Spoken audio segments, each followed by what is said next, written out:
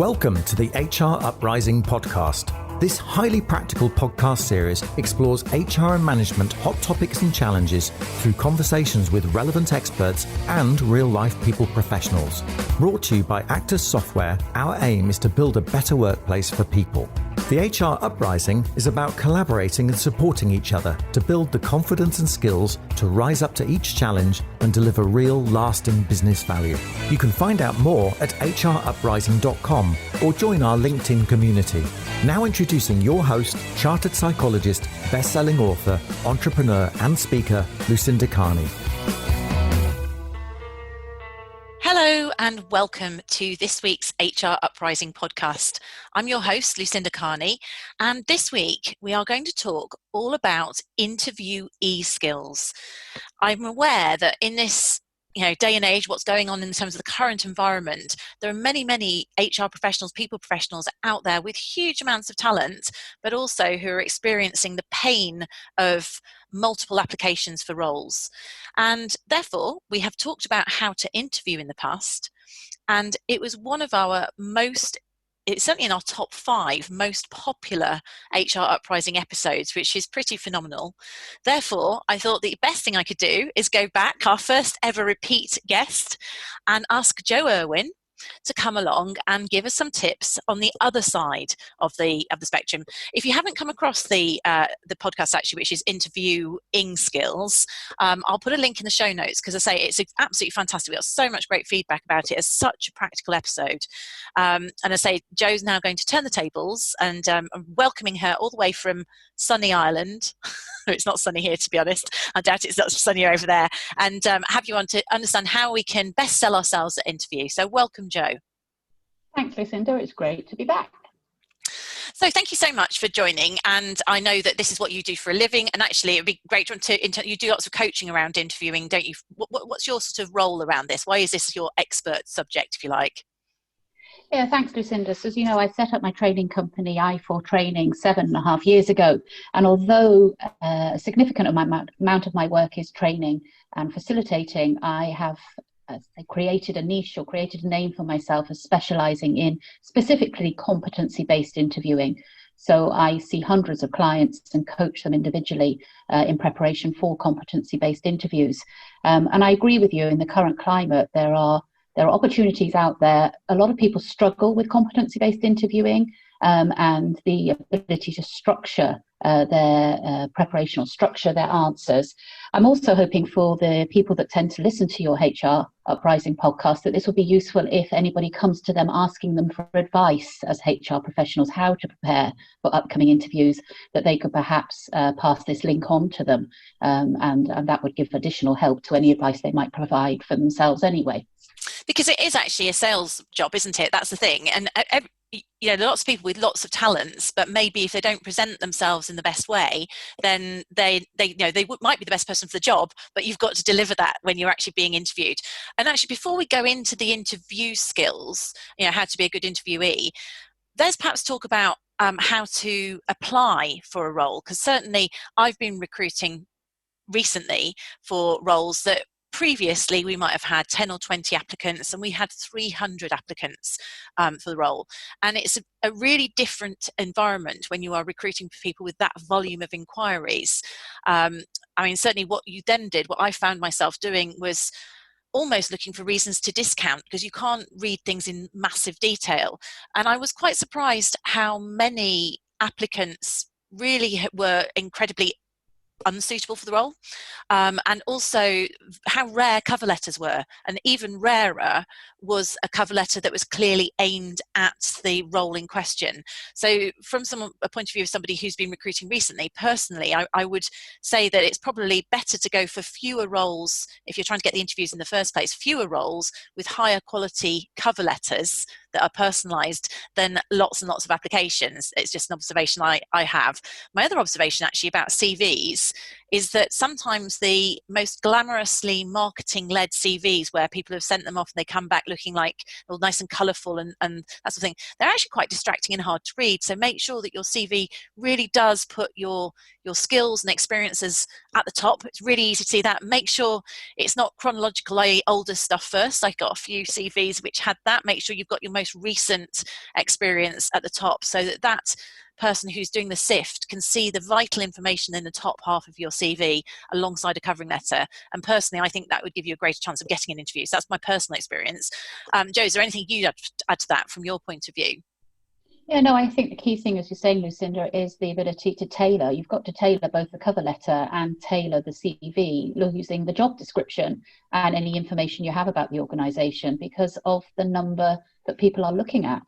I think it's the same principle applies in the interview itself to the written application, is if you're not putting yourself in the shoes of the future employer, you're not going to be tailored and ensure that you're going to hit their needs. So same thing applies. You have to tailor it, not only because it looks like you've made effort, but like you say, if you've got a big pile of CVs and covering letters, you're looking to actually just discard. You won't make the cut in the first place. So yeah, it's all about their needs and actually thinking about what is it that they are looking for, not what I want to show. And I think it just shows a little bit of laziness if you're just putting in a very generic CV or generic cover letter. Absolutely. And then people will interpret that as a trait that they don't want to recruit for. Again, it's just putting ourselves in the shoes, because many people who are listening are familiar being recruiters. It's actually making sure we are applying that knowledge, isn't it, back to ourselves. So I suppose let's imagine that we've got through that first cut and we've got that interview. I'm sure that part of being a good interviewee must be about preparation. What would be your suggestions there, Jo? Yeah, well, what I have is, in terms of thinking about coming on the podcast today, Lucinda, I've got 3 tips or 3 ideas for things that people should bear in mind when they're preparing. Certainly, there would be things that I would encourage my clients to do prior to the big day.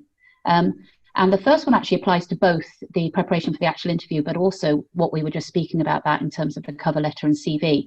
There are 3 key questions that I think people should either look to ask the hiring manager if possible, look to ask somebody working in that organisation if they can't speak directly to the hiring manager, and at the bare minimum to reflect on themselves. So the first of those questions would be, what are the key priorities for the job or the role? Now, I know job descriptions should outline what people are looking for, but I find very often, certainly with big organisations, these job descriptions can become quite generic. They're often a little bit cut and paste, and you have to be superwoman or superman to be able to deliver on all of the roles and the responsibilities. So I would be looking at, straight from the horse's mouth, what are the key priorities for the role? That'd be the first question. The second question, which I think helps provide focus for perhaps the examples that you might use for your competencies, would be, what are the key challenges facing either the department, the role, or the organisation? And again, it would just help you ensure that you're thinking about it from the other side of the table, as in, what is it that's keeping that manager up awake at night, if anything? But what is it on their plate that you can offer to help with? So if, for example, one of the challenges is, we have a very fragmented team, we've had a lot of turnover, we've got an issue with, we've only had an acting manager in the position, you're obviously going to prepare answers which are really hammering on around teamwork, leadership, management. So knowing what the key challenges are. And then the third question, which you may remember we talked about in the podcast on interviewer skills, it's what I call my gold dust question, is, in 12 months' time, what will I have delivered that would exceed expectations? So if you can really think about the answer to that question, you are going to be able to tailor both your CV, covering letter, and your interview examples to know what it is that manager would look for in a candidate who is exceeding their expectations. And I also think it shows that you are focused on wanting to be given expectations and do well at them. So those will be 3 questions I think can help focus, because a lot of people I meet, they're overwhelmed with information. It's as if they're cramming for an exam, and they come to me with an A4 folder full of notes. So it's really focusing and pinpointing the answer to those 3 questions that I think can help people with their prep. Yeah, actually, it was very powerful. I got asked that with someone we were interviewing, and it's also challenges the interviewer and helps you really think, well, what do I want out of that? But it's definitely, by pushing it back on the interview and think about that, you realise that the person is very customer focused, if you like. They are really focused on achieving something. It's a good question to be asked, to think about, for sure. So so if you've got that prep, is there anything else you'd want to do to make sure that you're going to deliver everything to come over well? Yeah, I mean, and then we've really got to look about, we're talking, that will help focus the content on what you're going to prepare and what you might say. We've got to obviously consider the how, the non-verbal, the delivery. My personal view is the competency-based interview process, particularly with larger organisations, is very structured. It's a very rigid process. And quite often people are shocked with just how transactional it is. Literally, can you give me an example when you showed? Can you give me a time when you did? I ask people to think about this as a presentation, not a conversation. So just as you would need to prepare to give a great presentation, I would then ask people to think about that non-verbal side of things. I think people need to practice out loud for these interviews. I think they need to record themselves on the phone to listen out for their own filler words. Is it kind of, like, you know, quite, I suppose is something here in Ireland. We're very often on the west of Ireland, I suppose I'm good at decision making. Well, are you or aren't you? So these little filler words come in when people are nervous. And I believe the only way you can be fluid and flow is to practice out loud. I think ideally you want to get some stooges. You need some real life people to practice sitting with you across the kitchen table while you deliver your interview answers. If you use a template, you can print it off, get them to literally look through that with you. But I don't believe you can get away without that out loud practice. You would never have an actor send a script for a film who goes straight to filming it. The reason they do the rehearsals is to get that fluidity and that flow. And I wouldn't leave it to chance. Why would you? I would just ensure that you practice and practice and practice. Very interesting that. I wonder how many people do that. Generally, I think that was probably quite rare. And although it seems really common sense when you say it like that, you wouldn't go and do a massive presentation without rehearsing, would you? So why do we, particularly when the stakes are really high, it's a very competitive market, why would you leave it to chance? So actually have that rehearsal and see what you pick up. Yeah. And we don't realise when we've got those filler words. So I listen back on a podcast to myself. You realise when you are filling things and the sort of things that you say as complete non-words, so you're unaware of it at the time without that feedback. Yeah, absolutely. I mean, an instance comes to mind. I was coaching a GP recently for a role up in Dublin, and within his short 2-minute sort of elevator pitch, which will be the tell us about yourself sort of overview of his key points, he had 14 kind ofs and 11 you knows, and sometimes he'd double it up. It's kind of, you know, and he had no knowledge, no self-awareness about the prevalence of that. It's not always an issue if it's occasional, but when it becomes overused, it becomes quite a little bit of an irk for interviewers. It can become quite jarring. As soon as you notice something like that, then they stop listening to the content and they just listen to the non-verbal, which means you've lost it really in that context, haven't you, the messaging, and nerves exacerbate it. Yeah, the other thing I'd like to mention just on non-verbals, Lucinda, and this is something which is challenging with a lot of interviews now being moved on to virtual platforms, is the importance of eye contact. So eye contact would be the number one skill you have at your disposal to keep those members of the panel listening to you. It's the skill that I think people, I can see them nodding their heads when I'm talking about it, going, yeah, Jo, yeah, no, I know, I can't touch it. I'm a good people person. I'm great with eye contact. When they're in the hot seat and they're under that nervous sort of pressure, I find people, their eye contact, it just falls through the floor. So along with practicing and the verbal side of your out loud practice, I would have a friend or family member in one kitchen chair. I'd have 2 chairs either side of them, and I would be giving that definite eye contact and moving my head in a definite way while I practice, because I'm not leaving it then to chance. I'm far more likely to remember it in the interview. Ideally, I'm suggesting 60% to the person who asked the last question with 20% to the other 2. Even the person who's writing notes, if you had a 3-person panel, a 60-20-20 split. But I wouldn't leave it for chance. I would be practicing that as part of my routine with my non-verbal sort of rehearsals when I'm doing, as I say, my out loud practice. That is also a really good point. I think we should touch on Zoom interviews. I'm conscious of where my webcam is at the moment, so perhaps come on that, but also the eye contact in a meeting. So we had people who came into face-to-face interviews after Zoom interviews, and occasionally you might ask one member of the panel, if you like, to answer a question. Even if you do that, make sure you don't exclusively give eye contact to that member of the panel, because they then start to feel quite uncomfortable. And this particular panel member actually sort of said afterwards, I felt like I got too much eye contact. I felt a bit weird, like they were just talking to me. I understood why that had happened, because this question had been asked for their benefit. but it's being careful to make sure we do distribute where we're looking. But moving on to that with Zoom, which I know I get picked up on quite often because of where my camera is. So right now, as I'm talking to you on Zoom, you are looking directly at me. So clearly your camera is directly over your screen. So I feel like you're giving me eye contact. My camera is slightly to a side. And so therefore you're seeing just a slight side of my head. And again, in the screening interviews I had for the role, I had somebody who had their camera kind of, it must have been on their desk almost. So it was kind of going up their nose, if you like. It was really awkward. And again, I found that incredibly distracting. It was very hard to actually listen to what they were saying because the angle of the way which I was looking at them was weird. So you kind of lost it there. And also it shows quite low self-awareness. Points on Zoom. Practice that. Yeah, you've got to practice that. So, a couple of tips on Zoom. Number one is you want to have the camera at the eye level. So ideally, you want your shoulders a third of the way up the screen and your top of your head, or your eyes are sort of a third of the way up the screen. You want to make sure you're front lit, and that might mean obviously not having the window behind you, but also having a lamp or a desk light in front of you. And the whole point on the eye contact for me, Lucinda, is so key. It's the idea that if you're a people person, you naturally start looking down to the thumbnail image of the interviewer, which means you're not giving eye contact at all. You put a post-it note with a big arrow on it and you stick it on your laptop to keep reminding you, you've got to look straight down the barrel of the lens of the camera to give the impression you're giving eye contact. It's hard, but it's the idea that you're sort of moving sideways and making sure that you give eye contact to all of the panel.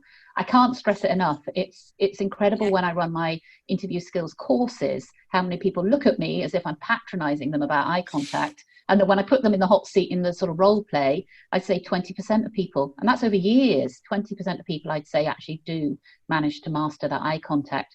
The thing you don't know as an interviewee, no, they don't. They just look at one person, as you say, which makes that interviewer feel uncomfortable, and the other two panel members have gone to sleep or they're thinking about what they're having for dinner. But for me, the working the room is key. You don't know who is the stiff marker and who is the easy marker. It's very, very tempting when you're nervous to overlook at the panel member who's smiley and kind looking and giving off a warmth and actively listening and nodding. They could be the stiffest marker of the three. The person who's looking half asleep or the person who looks deadpan or really stern and, fierce looking could be the easy touch. And you've put it all on that one person. So you've got to go in and work all three of them. And I think that's an important point as well to remember if you're doing an internal interview. A lot of my candidates would be finding it more challenging interviewing internally than to strangers. There's a tendency to either overlook at the line manager or the person or underlook at them, which makes them feel even more excluded. So you've got to go in as if they're all strangers, pitch your answers as if they are, don't know you, but that you also make sure you work all three of them. And I think, again, that links back to the importance of rehearsal, because if you don't rehearse what you're going to say, then you are going to just go on autopilot about how you're looking. Those things we're talking about here, you need to be alert and kind of on your game to think about where your eye contact is going to make sure you're doing it. Well, I guess rehearsal on both cases to make sure you don't just habitually look to one place. It's quite interesting. So many obvious things. There's a couple of other things you talked to me before about with the Zoom thing. And I mean, for the benefits of listeners, Jo is looking directly at me. She's modeling her behavior, but she has a window behind her. You talked about there's other things to be careful on Zoom interviews, aren't there? So the window behind you or even to the side of you just makes it very, very difficult for the panel to see your facial expressions. For example, we spoke just before coming on here, making sure that your notifications are turned off on the laptop or your phone if you're using your phone, because of that shock when something pops up to remind you, take your cake out the oven and you're halfway through your interview. So it's just this idea that you are making sure that you are minimizing the distractions, but making it as easy as possible for the panel to see your face, because we need to overcome the challenges of being in a remote situation. Yeah, absolutely. Okay, so those apply to remote and, as again, practical tips there. So then going into the actual interview answer, I mean, all these things to think about. We haven't even gone on to actually answering a question yet, have we? What would you say is the best way to manage there? Okay, well, I'd like to, again, it's always a power of three. Both Lucinda and I, we both know we're salespeople. Our background, starting our life back when we began our careers, selling aerial photos. So remember That's that it. with pain. Door-to-door selling, aerial photographs was probably the best learning experience in terms of sales. And you are right, Lucinda, an interview is a sales process. You're a product, they're the buyers, and you need to be able to sell. I always ask people to think about the fact that you may be able to visualize this. You're a small toy robot inside a box. You're a great little product. You've got lots of experiences and knowledge and little things that you can do. On the day of an interview, the buyers, the panel members, don't have the opportunity or the pleasure of being able to take you out of the box and have a play with you to see whether you are really as good as you think you are. What we need to work on is packaging ourselves up. And the first of my 3 key sort of sales tips is you need to have 3 key reasons why you are the best product. These would be the equivalent of 3 strap lines that are written on the outside of your box. So if we're taking the analogy of a small toy robot, it would be that you're the top selling toy within, the UK in 2019. It might be that you are easy to set up and install.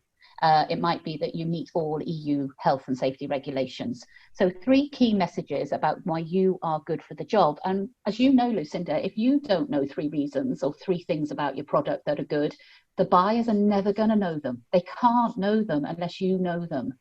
So a lot of the listeners, I'm sure, have heard about this idea of having an elevator pitch, which would be your opening when they say, take us through your career, tell us about yourself, which I have to say is a very generic, unuseful opener. Better to have tell us about yourself in terms of what you believe you can bring to the role, or take us through your career. But it's an opportunity that, though, if they do ask a lazy question like that and you've prepared your 3 things, you could go wham in with just focus on those as opposed to try and talk through your CV for half an hour. Yeah, absolutely. But my whole point is, if you have the opportunity in any which way to get that elevator pitch in, give them 3 reasons why you are good. You're going to work that in at the beginning. The first of the 3 sales tips is that idea. And if you think of a maths equation, 3 times 3 is greater than 9. So 3 things said 3 times will be more retained and remembered by the interviewers than 9 things said once.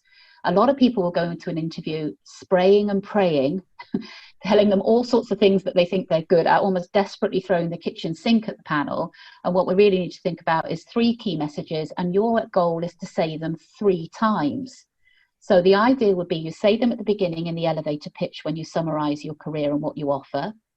Please don't come up with generic things. I'm a great team player. I'm a brilliant communicator. And in terms of decision making, no better woman, I'm great at that. You need to come up with things that you can evidence. So I would say I've got 3 highlights, which I believe, or 3 things from my career I'd like to highlight to show my suitability for the post. The first would be my relevant experience. And then tell them a very, very short little bit about, I've got this many years here, I specialize in this area, I'm also familiar with this and that and the other, which I believe means I can hit the ground running. And it's they're relevant also to that role or organisation, aren't they?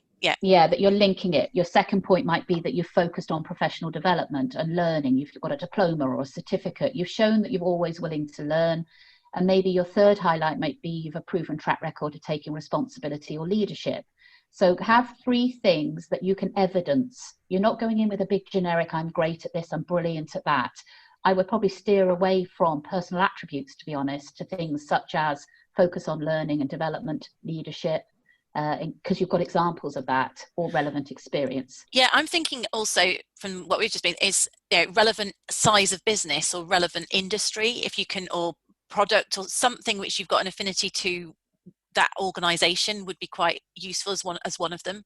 Yeah, because just thinking, if you are someone who's come from a huge organization and you're going into an SME, that is a really different environment culturally. So can you come up with something where you can evidence that you've got flexibility to work in a small business, or you've got small business experience? Those sort of things I think make quite a difference culturally as well for an interview.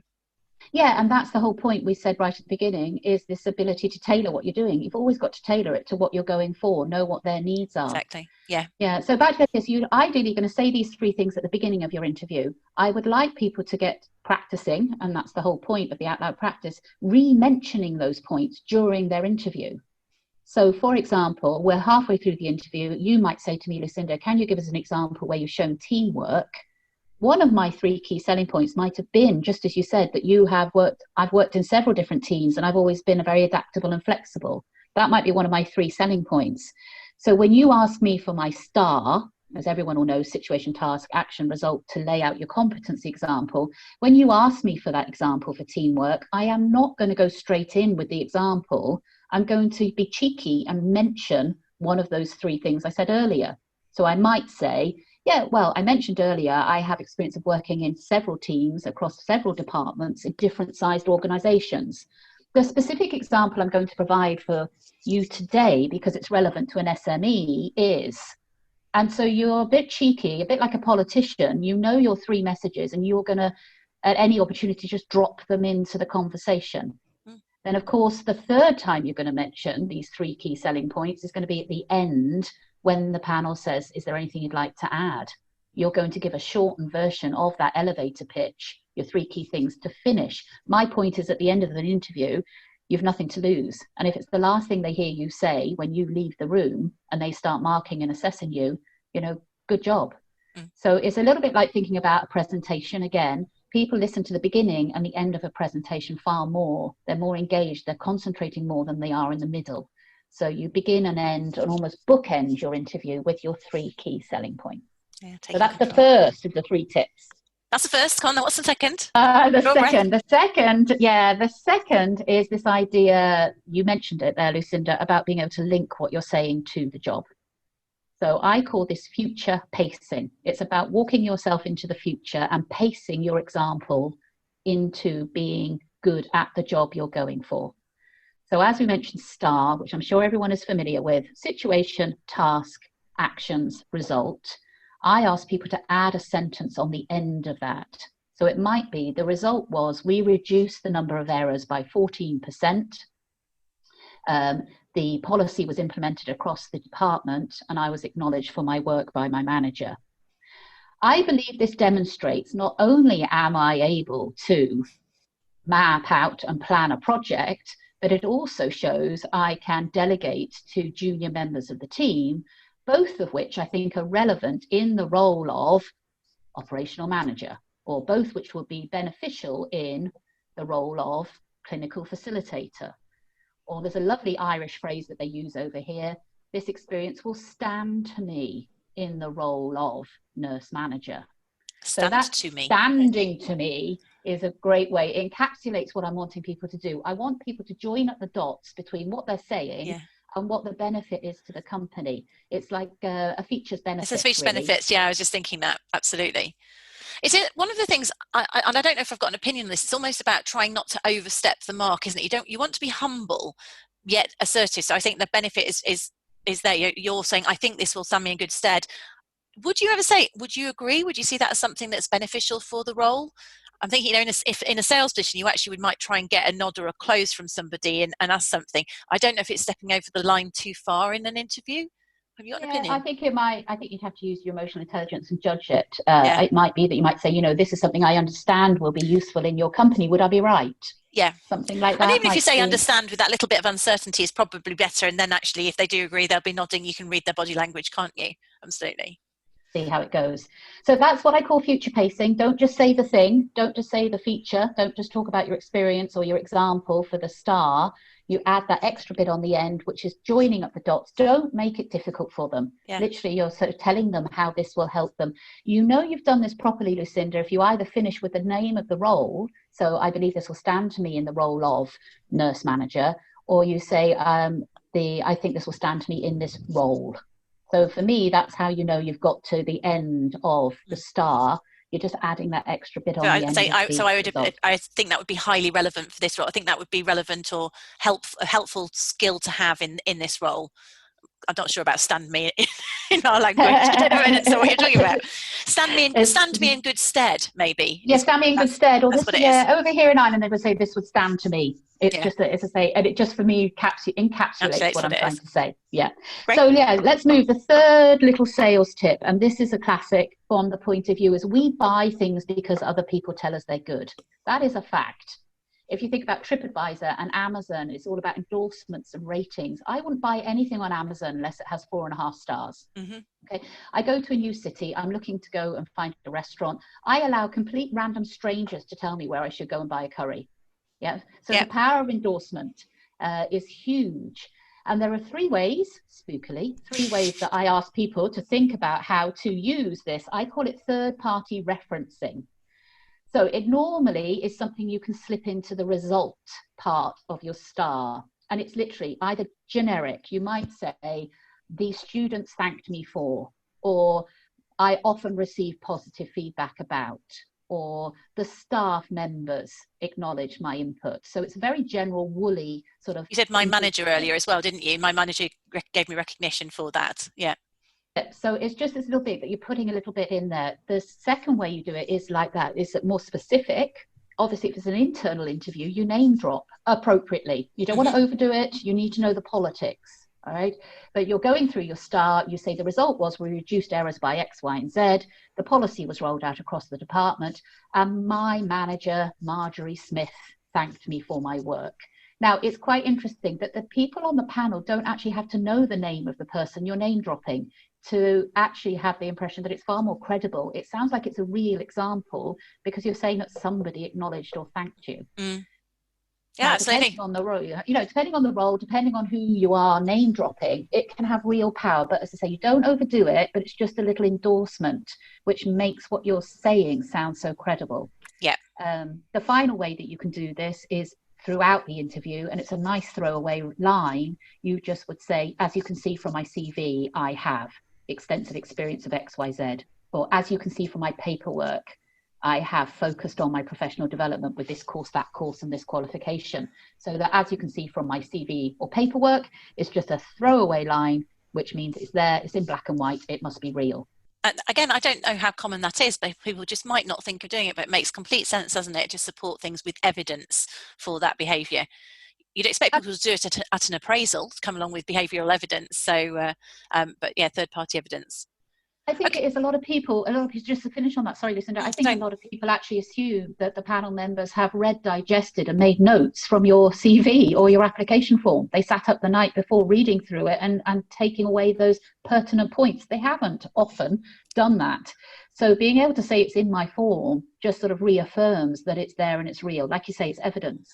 And actually, the thing also, thinking back about the position of the interviewers, quite often they would be seeing a number of people in a day. So they perhaps have just looked at the CV before, and even if they had read them previously, it's not fresh in their mind. So it's about making it easy for that interviewer. And again, the whole point about selling yourself to them, it's allowing them to make their job easy, really, because they won't necessarily have done that background homework. You can't assume that the connections are being made. So it's spelling it out and making it easy to make the right decision from your point of view. Anything you can do to make it easy. And anybody who's dialing into the podcast who has sat on the interviewer side of the table knows that people do sort of start blending into each other. You'll remember the one or two great candidates, the one or two that, bless them, were horrendous, but a lot of people sound very the same after you've done a full day or 2 or 3 days of interviewing. Yeah. So anything you can make it easy for the panel to hear your key messages, the better. That structuring is key. Yes. Okay, great. So remind us of the 3 things again, Jo, just in summary, because we've gone into those in quite a lot of depth. Yep. Yeah. So in terms of 3 tips for selling yourself, because that's what I believe people struggle with genuinely. Like you say, a lot of people have a lot of experience, a lot of skills, but they just let themselves down, and that's selling side of things. So the first one is 3 messages 3 times, and that being more effective than 9 things said once. The second thing is what I call future pacing. So finish off your stars, finish off your competency examples by linking it to the job. And then the third one is the tip of just popping in little third-party references or endorsements or acknowledgements that you've had to make it sound even more credible. Brilliant. And obviously you've rehearsed this in advance. Okay, great. So I can see all of these things. I'm sure actually the majority of these things, many of us don't do. We wouldn't think about doing. So it can make hugely increase our chances of getting through the interview and being selected. What else? What other tips would you have for us? 2 more. One is the ability to pause. All right. I think a lot of people let themselves down at interview. They know they could come up with a pretty comprehensive, interesting, relevant answer if they just give themselves the space to do that. There is a tendency that people get asked a question and they just rush straight into their answer, and they're literally thinking and talking at the same time. So for me, it's the ability to pause. I ask my candidates to either use a visual anchor or a kinesthetic anchor to be able to do this well. Pausing for 3 or 4 seconds, now we both speak quickly, Lucinda, is probably a good lesson for us both, is so beneficial before you just launch into the verbal diarrhea of an answer. A visual anchor would be that you're in a meeting room. If you're doing this virtually, obviously you can have something on the wall printed off yourself. The question comes in, so tell me, Jo, did you have any challenges or any resistance to your idea? Look at that visual pause button and stop yourself just for a second or two while you think of structure. So the answer question comes in, I'm going to stop, I'm going to go, yeah, well, there were 2 issues in terms of resistance. One was X, Y, Z. Secondly, la, la, la, and this is how I overcame it.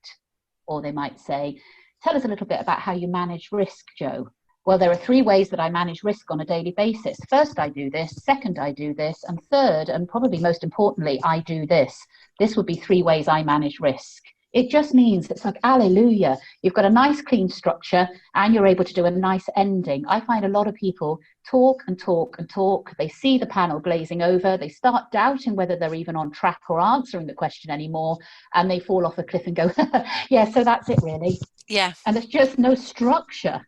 So 3 or 4 seconds is fine. Just pause. That's the visual anchor. A kinesthetic anchor, it might sound a little bit simple, but a lot of my candidates and clients say it's helped them on the day, is I get them to use their index finger, literally. They've got one hand on each leg, perhaps, and they press down like a pause button on an electronic. Press down on the flesh while you're listening carefully to the question. Make sure you understand the question, and obviously ask if you don't have clarity.